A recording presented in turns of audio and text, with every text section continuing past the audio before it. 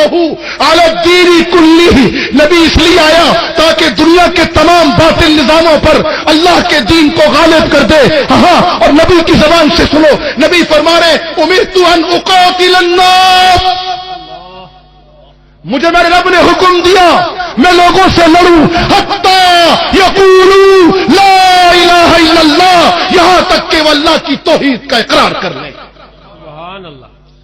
اور قرآن کہہ رہا ہے نبی اس لیے آیا لِيُظْهِرَهُ عَلَى الدِّينِ كُلِّهِ، یہ اس فرضے کے لیے، اس فریضے کے لیے کہ اللہ کا دین دنیا میں غالب ہو. نبی اوجری بھی برداشت کرے، نبی طائف کی گلیوں میں خون میں بھی نہائے. ہاں، وہ نبی کا مقدس چہرہ جس چہرے کی تو مدح بیان کرتا ہے، میں کہتا ہوں یہ مدح تیری نجات کا سبب ہے. لیکن ظالم ذرا سن، اس چہرے میں کڑیاں گڑی لِيُظْهِرَهُ عَلَى الدِّينِ كُلِّهِ کے لیے.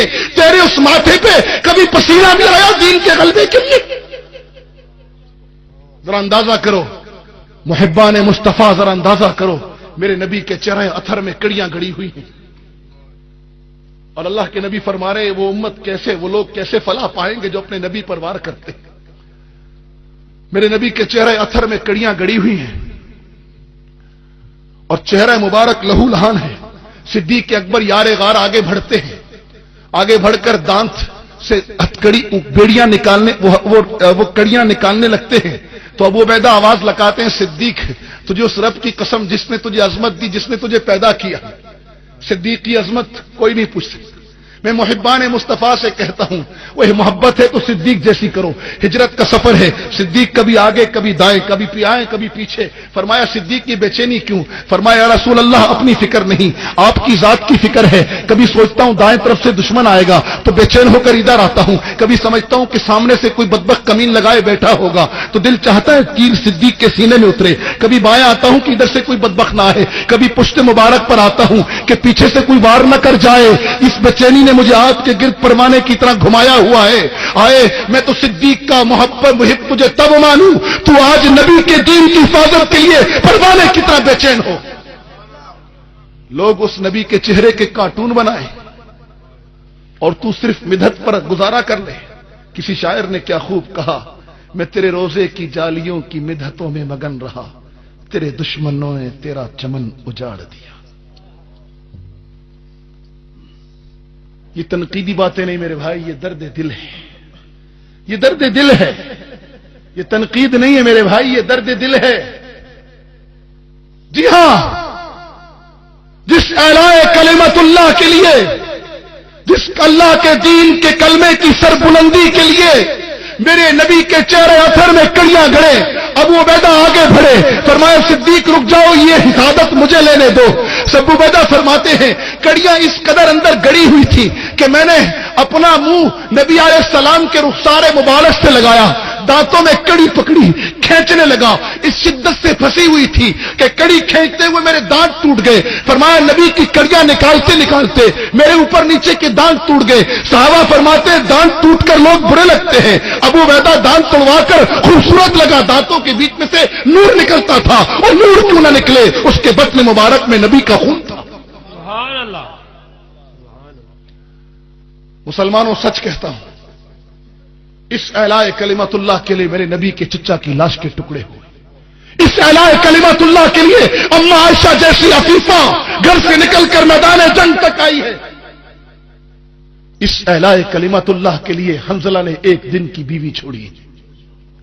یہ آج جو منظر تمہارے سامنے ہے نا، یہ جو منظر تمہارے سامنے ہے نا آج، یہ جو کفر دندناتا پھر رہا ہے، یہ کفر کی مستی نہیں، یہ میرے رب کے فیصلے ہیں. تلک الایام نداولها بین الناس. بات نہیں سمجھے؟ یہ دنوں کا ہیر پھیر ہے. کیوں؟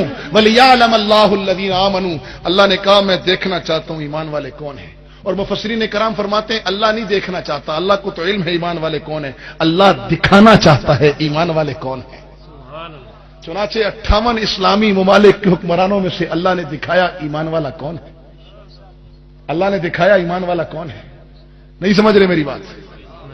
جی ہاں، حالات کی کروٹ اس لیے نہیں آئی کہ امریکہ بڑا بدماش ہے. میں مانتا ہوں اس کی طاقت کا انکار نہیں کر رہا.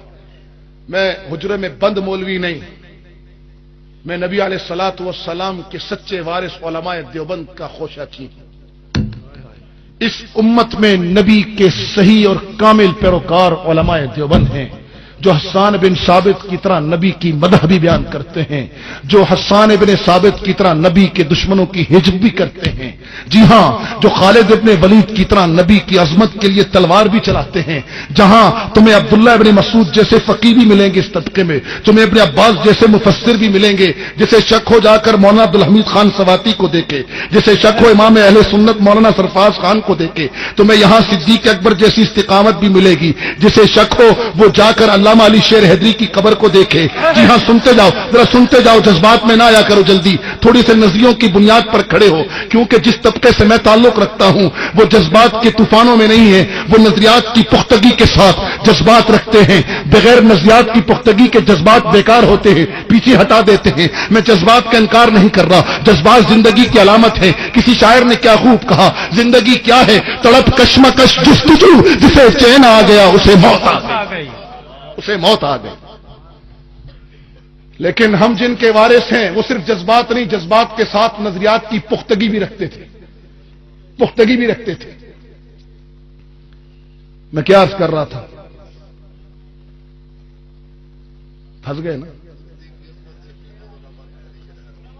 جی ہاں، میں عرض یہ کر رہا تھا، میرے نبی کے کامل پیروکار علماء حق کا یہ طبقہ ہے جس نے نبی کے اصحاب صفہ کے چبوترے کی بھی حفاظت کی، جس نے نبی کی مسجد نبوی کے مصلی کی بھی حفاظت کی، جو میرے نبی کے تخت مدینہ کی سیاست دیکھنا چاہتا ہے وہ مفتی محمود کو دیکھے، جو صدیق کی استقامت دجالوں کے خلاف دیکھنا چاہتا ہے وہ حق نواز کی عظیمت کو دیکھے، اور جو نفاذ اسلام کی قربانیاں دیکھنا چاہتا ہے وہ ملا عمر کی اٹھی ہوئی گردن کو دیکھے، ہاں، جو ابن عباس کی تفسیر دیکھنا چاحتا ہے وہ احمد علی لاہوری کو دیکھے، جو عبداللہ ابن مسعود کی فقہ دیکھنا چاہتا ہے وہ مفتی کفایت اللہ کو دیکھے، جو نبی کی حدیث کا علم دیکھنا چاہتا ہے وہ شاہ انور شاہ کشمیری کے چہرے پہ نظر ڈالے، جو نبی کی قربانیاں دیکھنا چاہتا ہے ہماری تو پوری لائن ہی قربانیوں سے بھری ہوئی ہے، دشت لیلا کے میدان ہو یا پانی پت کے مارچے ہوں، بالا کوٹ کی پہاڑیاں ہوں، ہاں، یا گوانتانامو کے جزیرے ہوں، اور قربان جاؤں یہ علماء حق اس طبقے پر جس کے بڑوں نے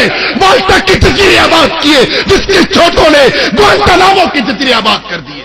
اکابرین علماء دیوبند، اکابرین علماء دیوبند، اکابرین علماء دیوبند، واکابرین علماء دیوبند، نعرہ تکبیر، شان مصطفیٰ، مقام صحابہ۔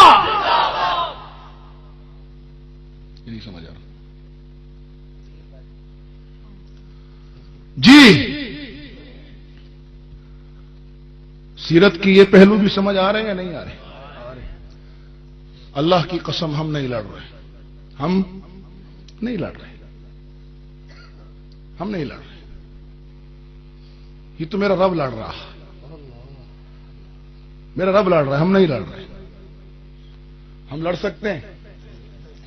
سچ بتاؤ، ہم لڑ سکتے ہیں؟ ہم لڑ ہی نہیں سکتے۔ کہاں امریکہ کی طاقت، کہاں ہمارے نہتے لوگ، کہاں امریکہ اور کہاں ہمارے نہتے لوگ، کہاں وہ ظالم، وہ دجال، کہاں یہ مسکین، یہ بوریا نشین، کہاں وہ انرجی ٹافیاں اور کہاں یہ سوکھے ٹکڑے، کہاں وہ چارپائیاں بھی جنگ میں ساتھ اور کہاں پتھر بچھونا۔ کوئی موازنہ ہے؟ بیٹا ادھر آؤ، ہاں آپ ادھر آؤ، آپ او چھوٹا بچہ ادھر آؤ، یہ خوبصورت ٹوپی والا، ہاں میں تمہیں ایک چھوٹی سی مثال سے بات سمجھاؤں، تمہیں اللہ کی نصرت ویسے سمجھ نہیں آتی۔ ادھر آؤ میرا بچہ، اس بچے کو دیکھ رہے جی؟ دیکھ رہے؟ اس کا اور میری طاقت کا کوئی موازنہ ہے؟ میں اگر اللہ نہ کرے اس کی گردن پکڑوں یہ بچ سکتی ہے؟